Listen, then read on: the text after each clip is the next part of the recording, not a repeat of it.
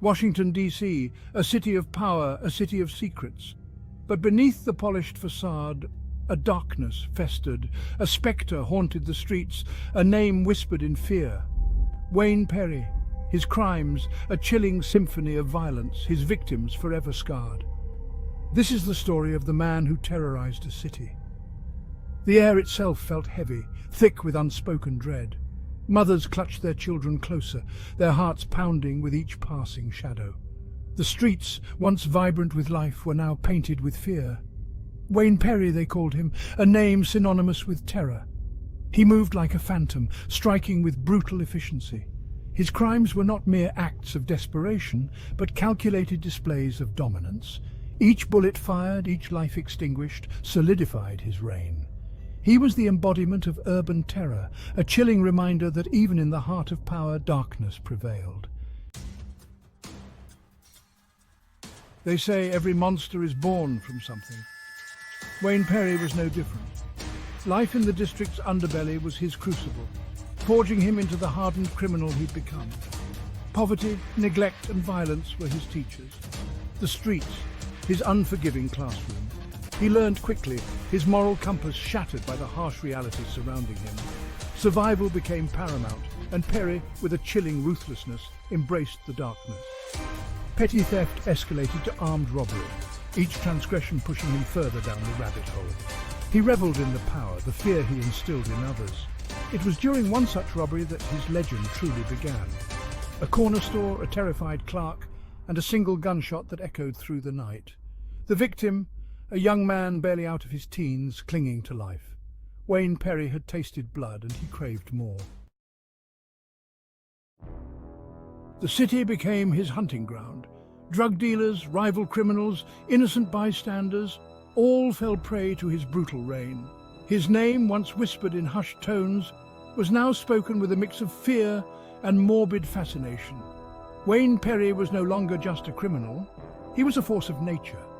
His methods were as varied as his victims. Drive-by shootings, cold-blooded executions, even kidnappings. Perry orchestrated a symphony of violence that kept the city on edge. The police were always one step behind, their investigations hampered by a code of silence that hung heavy in the air. Fear was his weapon, as potent as any bullet. Witnesses clammed up, terrified of his retribution. Those who dared to cross him met gruesome ends, their fates serving as stark warnings. Wayne Perry had become the very thing he sought to escape, a predator ruling his concrete jungle with an iron fist. One case, however, would etch his name permanently into the city's darkest annals. The murder of a young couple gunned down in broad daylight shocked even the most hardened detectives. Their crime? They were simply in the wrong place at the wrong time, witnesses to one of Perry's drug deals gone bad. The brutality of the act sent shockwaves through the city. The victims, a promising young lawyer and his pregnant wife, became symbols of Perry's callous disregard for human life. The pressure mounted on the police, the public demanding justice for the senseless killings.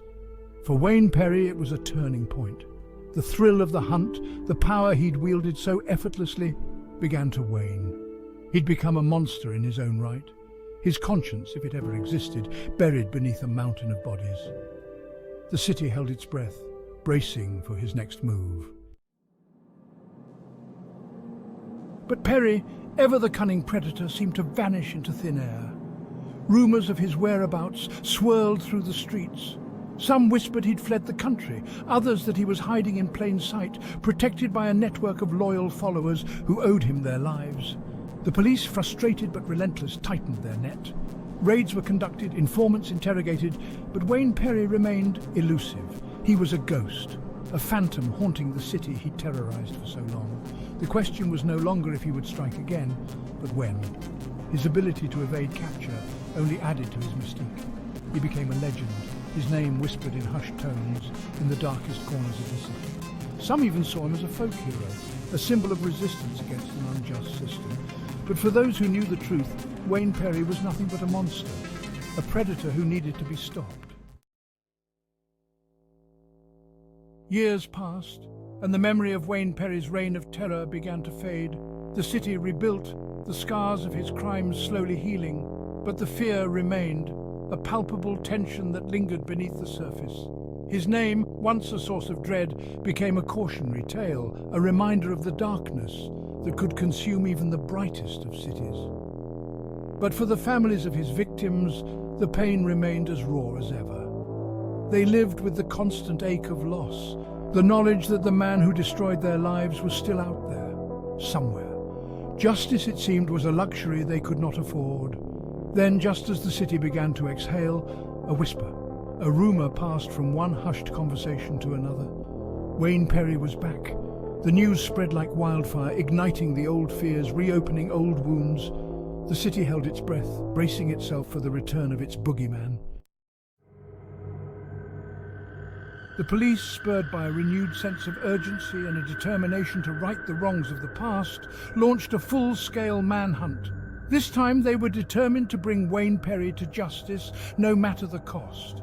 The city watched, a collective gasp escaping its lips as the net tightened. Informants, emboldened by the passage of time and the promise of anonymity, came forward with new information. Leads were followed, dead ends were met, but the police pressed on, driven by the knowledge that each passing day brought them closer to their prey. The city held its breath, and then a breakthrough. A fingerprint, lifted from a recent crime scene, matched those in Perry's decades-old file.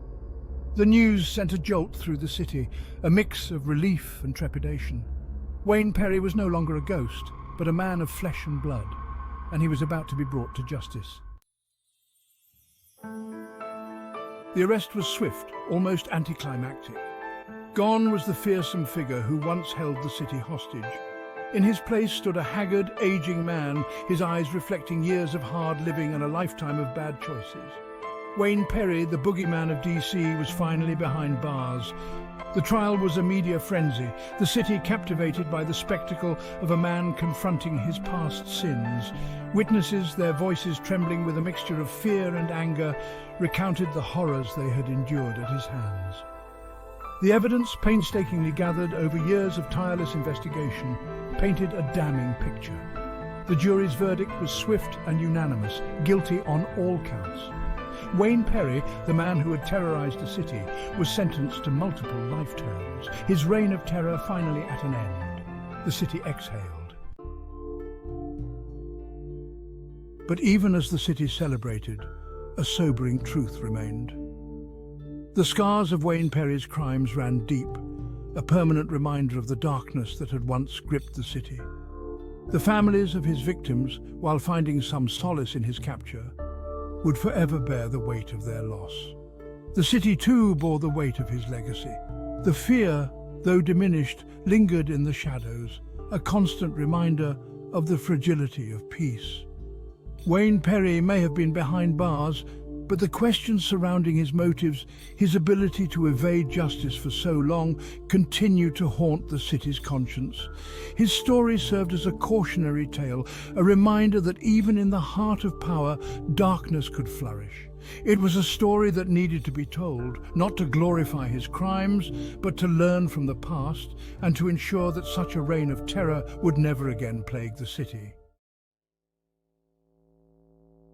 Wayne Perry remains incarcerated, a ghost in the system he once exploited.